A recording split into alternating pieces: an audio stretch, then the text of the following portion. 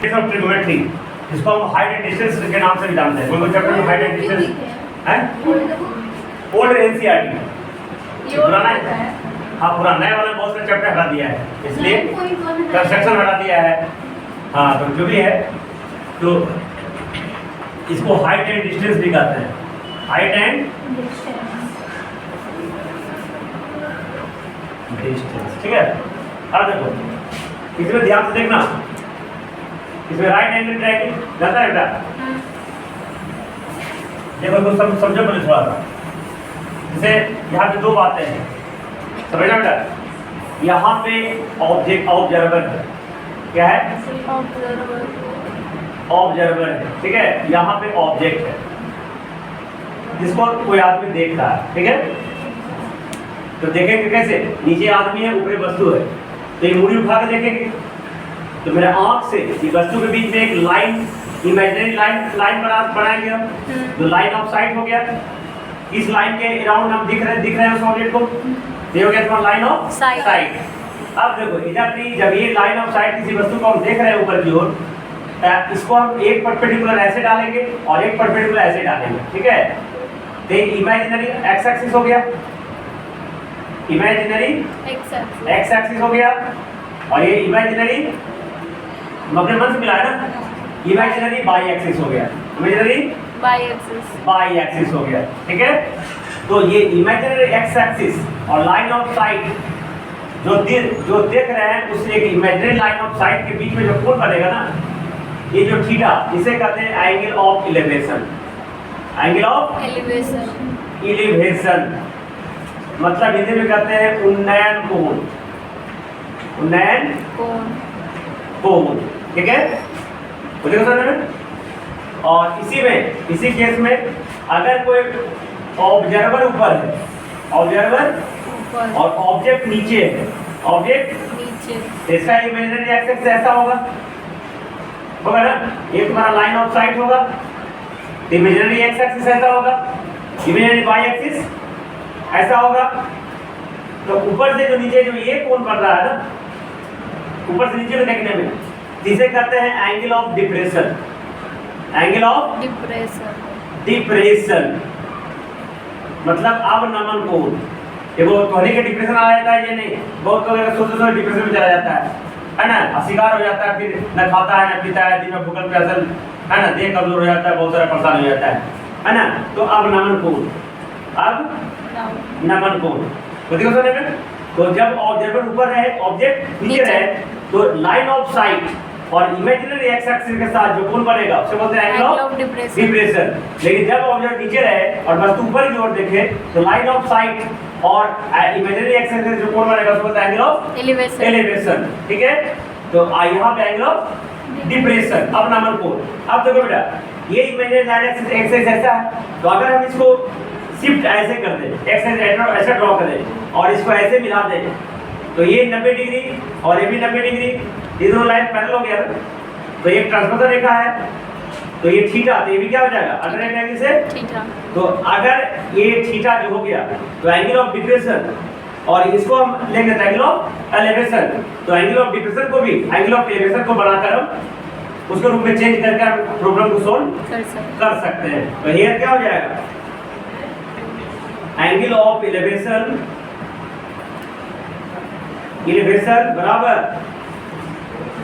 बराबर angle of depression, अगर हम ऐसा खींच दे तो, ठीक है। राइट एंगल ट्रायंगल जानते हो ना, tan थीटा बराबर b बटा h, जानते हो। sin थीटा बराबर b बटा h, sin थीटा बराबर p बटा h, sin थीटा सो उल्टा लिखे ना, b बटा h sin थीटा बराबर cos थीटा बराबर b बटा h, b बटा h, जानते हो कि नहीं जानते हो। tan थीटा बराबर b बटा b, b बटा b, cos थीटा बराबर उलट देना, b बटा p, sec थीटा बराबर h बटा p और cos थीटा बराबर h बटा p। अब जो जिसका जरूरत पड़ेगा, जनरली साइड tan का भी जरूरत पड़ेगा, tan और cot का, काहे कि अगर ये थीटा लेंगे बेटा, तो ये वर्टिकल डिस्टेंस है, इसको हाइट कहते हैं। वर्टिकल डिस्टेंस क्या है, और ये हॉरिजॉन्टल डिस्टेंस को जनरली डिस्टेंस बोलेंगे, क्या बोलेंगे, डिस्टेंस। तो ये इस थीटा के लिए परपेंडिकुलर और ये बेस, तो p बाई b किसमें है, tan थीटा में। तो ज्यादातर हाइट एंड डिस्टेंस निकालने के लिए tan का इस्तेमाल होगा, लेकिन ये बड़ा दूरी निकालने के लिए तब sin का इस्तेमाल होगा। है ना? तो दिक्कत लिखो एंगल ऑफ एलिवेशन, अब फोटो ड्रॉ कर लेगा एंगल ऑफ एलिवेशन। लिखो if any observer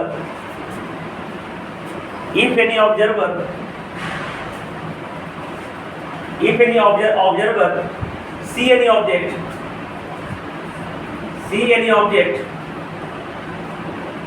in upward direction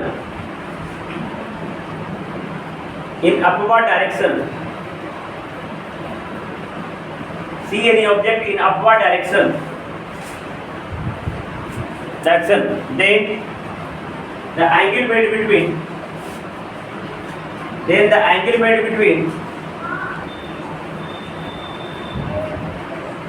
between line of sight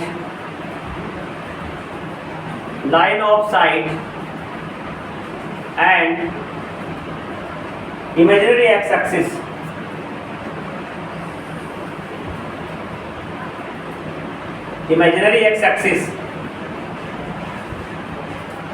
is called angle of elevation. Angle of elevation.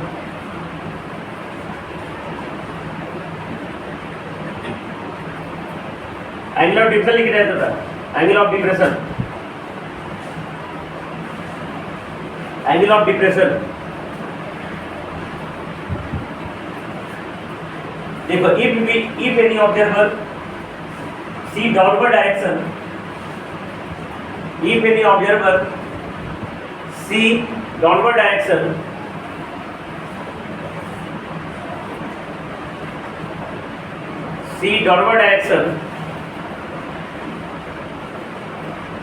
then the angle made between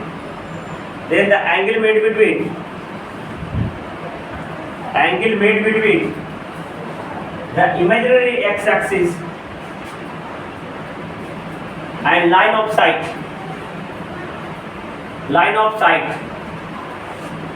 is called angle of depression.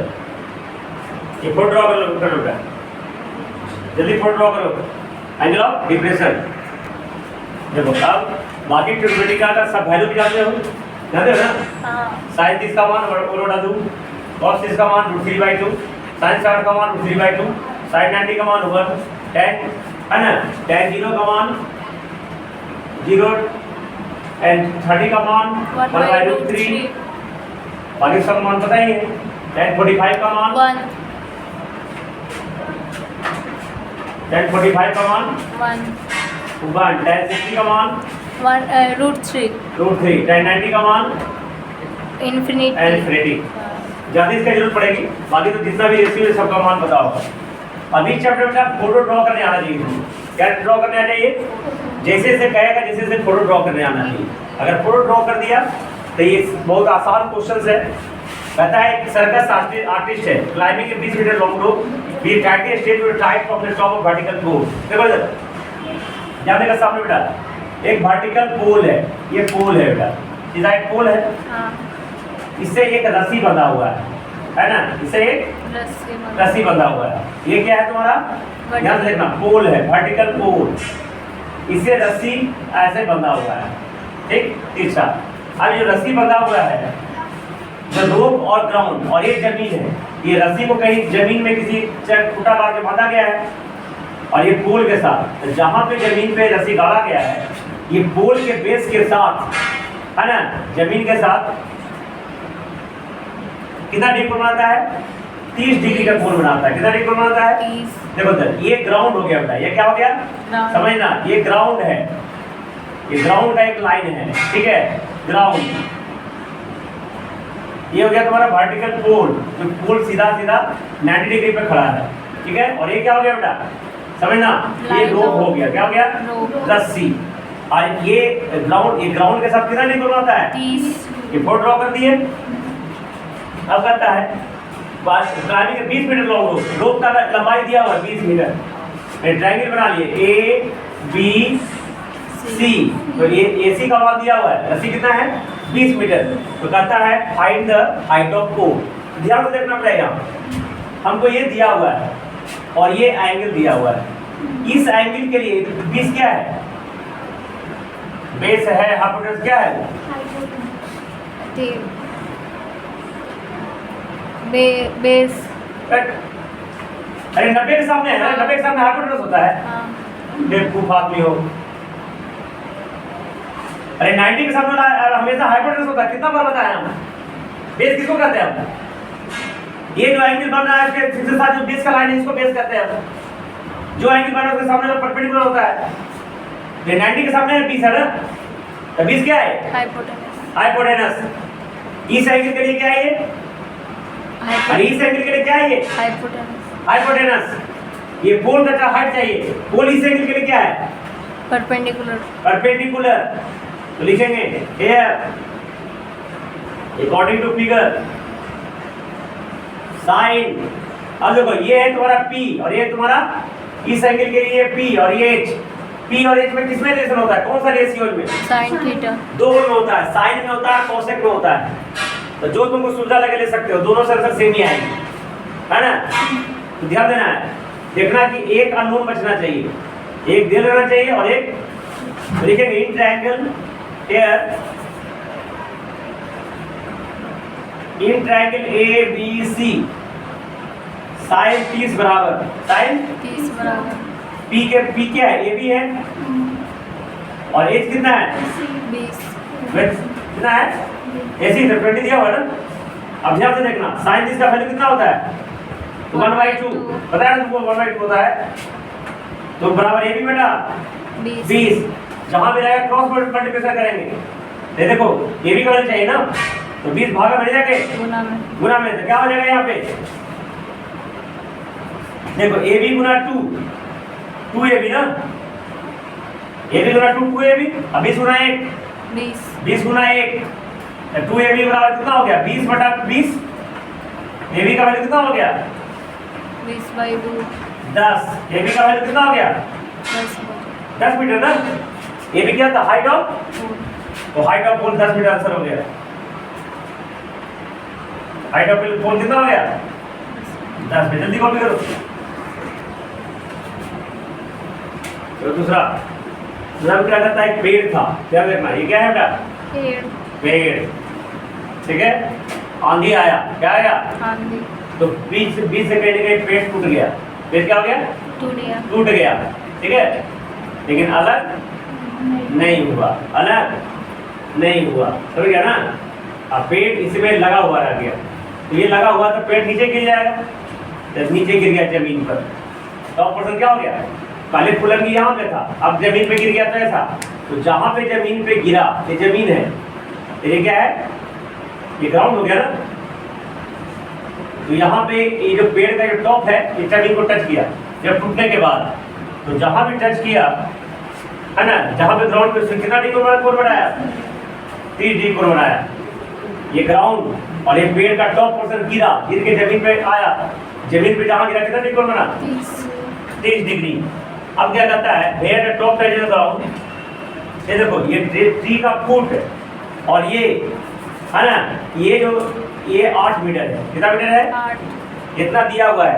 तब तुमको इतना ही से तो क्या करना है? पेड़ का हाइट निकालना है। पेड़ का हाइट। देखो, तो इसको नाम देते हैं ए बी सी और डी। तो पेड़ का हाइट कौन होगा बेटा? पेड़ का हाइट क्या होगा? AC। हाइट ऑफ ट्री क्या होगा? हाइट ऑफ ट्री बराबर AC। हमको धन निकालना है, निकालना है ना। अब देखो चलो, AC बराबर क्या हो जाएगा? AB plus BC। अब देखो AB बराबर ये होगा कि नहीं होगा? कि पेड़ का जो टुकड़ा जो है नीचे गिरा, यहाँ से क्या हो जाएगा? AC बराबर है ना। AB बराबर क्या लिख सकते हैं? BD ना प्लस BC लिख सकते हैं क्या? है, क्योंकि AB बराबर BD दोनों सेम होगा ना। कि पेड़ का जो टॉप पोर्शन था वही नीचे गिरा है, तो हमको BC भी चाहिए और BD भी चाहिए। ध्यान देना बेटा, इस एंगल के लिए एक तो दिया हुआ है, इस एंगल के लिए क्या है? बेस। BC भी निकाला ना, ये क्या है? परपेंडिकुलर। तो परपेंडिकुलर बेस में किस में रिलेशन होता है?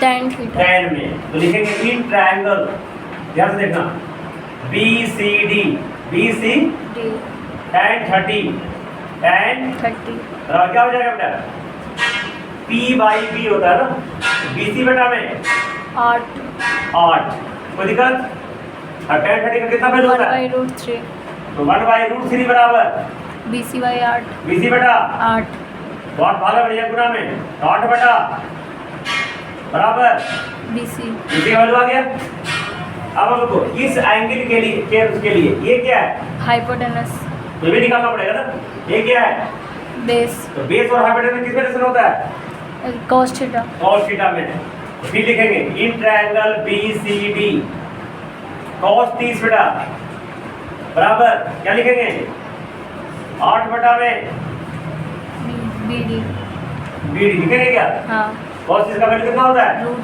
3 by 2 √3/2 बराबर 8 बटा में BD ना अब यहाँ से √3 BD बराबर क्रॉस मल्टीप्लाई ना √3 BD बराबर 8 गुना 16 तो BD का वैल्यू कितना हो गया 16 बटा root 3 इन दोनों को जोड़ देंगे ना BD प्लस BC तो height of tree height of 8 by root 3 plus यानी AC बराबर 8/√3 बराबर प्लस 16/√3 root 3 ठीक है तो √3 का एलसीएम कितना हो गया root 3 तो 8 प्लस 16 16 और कितना हो गया बेटा 24 बेटा root 3 अब ध्यान देना नीचे √3 नहीं रहना चाहिए 9 में आए थे ना Rest- अगर नीचे √3 में है तो रेशनलाइजिंग कर देंगे हाँ। डिजाइन करने के लिए क्या करते हैं 3 को सेम अगर एक नंबर सेम टू सेम √3/√3 से गुना गुना करेंगे तो क्या हो जाएगा 24 root 3 AC by बराबर 24 √3 बटा में 3 3 √3 से 3 कितनी हटी 24 तो AC का वैल्यू हो गया 3 8√मीटर आंसर हो गया 8/3 हो गया एक कॉन्ट्रैक्टर है ना तो देखो क्लास स्कूल में देखे होंगे झूलवा रहता है ससरे वाला स्लाइडर रहता है इन्हें से पीछे से बच्चा चढ़ता है सीढ़ी बनाता है और ये जो है इधर जाता है और ये ससर जाता है ठीक है ये इसमें ससरने वाला काम करता है ठीक है स्लाइड तो कॉन्ट्रैक्टर है दो तरह का झुलवा बनाया ससरे वाला बनाया तो क्या बोलेंगे स्लाइडर ना स्लाइड्स ससरने वाला बनाया एक 5 मिनट से कम बच्चा के लिए और एक 5 मिनट से ज़्यादा बच्चा के लिए ठीक है तो for children below 5 years below वो एंगल रखा बेटा 30 डिग्री क्या रहेगा 30 degree ताकि ज़्यादा स्लो ज़्यादा ढाल कर देगा तो गिर जाएगा ना बच्चा को चोट लग जाएगा ना तो 5 मिनट से कम बच्चा के लिए एंगल रखा कितना डिग्री 30 डिग्री और हाइट भी ज़्यादा नहीं रखा 1.5 मीटर ही रखा कितना ऊंचा रखा 1.5 तो कहता है लेंथ ऑफ स्लाइड निकालना है लेंथ ऑफ slide तो ससरने वाला इसमें ससरेगा ना तो लेंथ ऑफ स्लाइड जो है AC है तो हियर लेंथ ऑफ स्लाइड बराबर क्या है AC अब इस कोण के लिए बेटा AC क्या है hypotenuse हाइपोटेनस है क्या कि 90 के सामने है इस कोण के लिए क्या है perpendicular परपेंडिकुलर P में किस रिलेशन होता है P और H में sin theta साइन में तो इन ट्रायंगल ABC साइन 30 बराबर क्या हो जाएगा 1.5 बटा में AC हाँ साइन का वैल्यू कितना होता है 1/2 और 1.5 बटा में AC तो AC गुना 1 क्या हो जाएगा AC बराबर 1.5 गुना 2 AC का वैल्यू कितना हो गया 1.5 गुना 3 मीटर मात्र 3 मीटर का स्लाइड है अब देखो दूसरा एक और तरह का स्लाइड बनाया गया है वहाँ पे क्या है वो है एवं 5 मीटर चिल्ड्रेन उसके लिए क्या है ये एंगल रखा गया 60 डिग्री पर जाते खड़ा कर दिया गया ताकि उसमें ससर के भी गिरेगा नहीं बड़ा ऊंचा और इसका जो हाइट है और ऊंचा गया 3 मीटर मतलब 9 फीट ऊंचा 9 फीट समझते हो मैंने एक घर 10 फीट पे होता है एक छत डाला रहता है तो 9 फीट ऊंचा कर दिया गया 1 मीटर में 3 फीट तो इसका लेंथ ऑफ स्लाइड निकलेगा now for children above 5 above 5 years children above 5 years 5 years इसको ट्रायंगल का नाम दूसरा दे दो P Q R if triangle P Q R कौन सा ट्रायंगल लगेगा? इसमें भी देखो इसके लिए पी है और ये एच है, तो साइन 60 बराबर साइन 3/PR 3 में पी आर।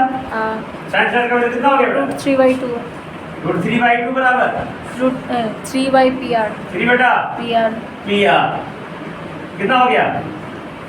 √3 पी आर बराबर 6 कितना हो गया?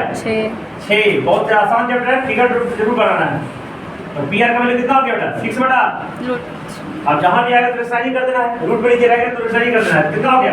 गुना √3 बाई √3 कितना हो गया? 6 √3 बटा में 3 3 दूना 2√3 2√3 मीटर का लेंथ ऑफ स्लाइड है। और ये तुमको बात कि अगर पॉइंट का वैल्यू रहेगा तुमको बताया थे √1 का वैल्यू 1, √2 का वैल्यू 1.41, 4 √3 का वैल्यू 1.73।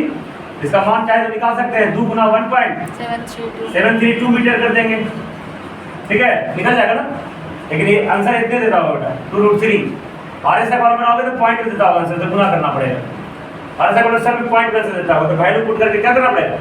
गुना करना पड़ेगा। √4 का वैल्यू बेटा 2, √5 का वैल्यू बेटा 2.23, 6 √6 का वैल्यू बेटा 2.44, 9 √7 का वैल्यू 2.64, 5 √8 का वैल्यू 2.828, √9 का वैल्यू 3, √10 का वैल्यू 3.162। ये सब तुमको अगर पॉइंट में करना है जल्दी कॉपी करो इसको। जो चौथा diagonal of it top of tower from point of ground. देखो टावर है, फोटो ड्रॉ करना है। सबसे पहले क्या है? टावर है। ये टावर हो गया। अब क्या करना है? पॉइंट ऑफ ग्राउंड, ये ग्राउंड हो गया। क्या हो गया? ग्राउंड के किसी पॉइंट से टावर का एंगल ऑफ एलिवेशन, एलिवेशन मतलब ऊपर की ओर रहेगा, तो ये एंगल ऑफ एलिवेशन है इमेजिनरी एक्स के साथ कितना डिग्री है बेटा? भीजी 30 मीटर आगे फुट ऑफ टावर, ये फुट ऑफ टावर है। और ये पॉइंटवा जिसके बारे में बता रहा है ये फुट ऑफ टावर से कितना दूर है? 30 मीटर है। कितना मीटर है? 30 मीटर है, ठीक है। और यहाँ के साथ एंगल ऑफ एलिवेशन कितना है? 30 डिग्री है, ठीक है। कहता find the height of tower. बस ये एंगल के लिए बेस हो गया और ये हाइट ऑफ टावर पी हो गया। तो पी निकालना है ना, थोड़ा ड्रॉ कर लिया। एक ट्रायंगल ए बी सी लिखेंगे tan 30, तो क्या हो जाएगा? b बटा में 30। b के जगह ए बी भी लिख सकते हैं, जैसा तुमको मर्जी करें। 1/√3 बराबर ए बी बटा में 30। अब 30 भागा मतलब गुना में 30/√3 बराबर ए बी जैसा नहीं कर जाएगा ना। ए बी का वैल्यू कितना हो गया बेटा? 30/√3 गुना √3 30√3 बटा में 3 कितना होगा? 30√3 बटा में √3 कितना होगा बेटा? 10√3 यही तुम्हारा हाइट ऑफ टावर हो गया। 10√3 हाइट ऑफ टावर।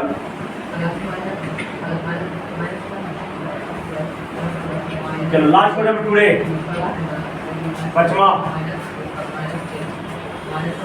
कहते हैं काइट है जो उड़ रहा है 7 metre above the ground. Ground है, ग्राउंड से 60 मीटर ऊपर एक काइट उड़ रहा है, माने काइट यहाँ है, ग्राउंड यहाँ है। काइट की ऊंचाई जमीन से 7 मीटर ऊंचा है। जब पतंग उड़ाएंगे तो उसे एक धागा आएगा, धागा ही धागा है जो उड़ा रहा है, घटा में बांध कर, है ना। टेम्पररी अभी धागा को टेम्पररी कुछ समय के लिए धागा को जमीन से बांध दिया गया, जमीन से बांध दिया गया। जहां बांधा वो जो इंक्लिनेशन है, झुकाव, ये 60 डिग्री का है। कितना डिग्री का है? तो देर लेंथ में कोई स्लैक नहीं है, कोई ढीलापन नहीं है धागा में, जब टाइट धागा बांधा हुआ है ना। और ये एंगल ऑफ एलिवेशन कितना है? 60 डिग्री। कितना डिग्री? 60। तो लेंथ ऑफ स्ट्रिंग निकालना है, धागा निकालना है। ये लेंथ ऑफ स्ट्रिंग है ना, ये तुम्हारा स्ट्रिंग है बेटा, निकालना है ना। ए ये अपने मन से नाम कर दिए। इस एंगल के लिए ये दिया बेटा P, ये दिया है H। तो P और H में किस रिलेशन है? साइन में। B triangle A B C sine 60 बराबर क्या हो गया बेटा? 60 बटा में AC, ठीक है AC साइन 60 का मतलब कितना होगा बेटा √3/2 बराबर 60 बटा में AC AC। अब ध्यान से देखो इधर √3 AC बराबर 60 गुना 100 20 AC का मान कितना हो गया 120 बटा √3 अब जैसा ही कर देंगे बेटा AC का मान कितना हो गया 120 बाई √3 और √3 बाई √3 AC का मान कितना हो गया 120 √3 बटा में 3 40 दिया AC का मान कितना हो गया 40 40 √3 मीटर आंसर हो गया। This is less of the string. बाकी हम 6 से लेके कल 11 तक खत्म कर देंगे और ये चैप्टर कल के कल खत्म हो जाएगा।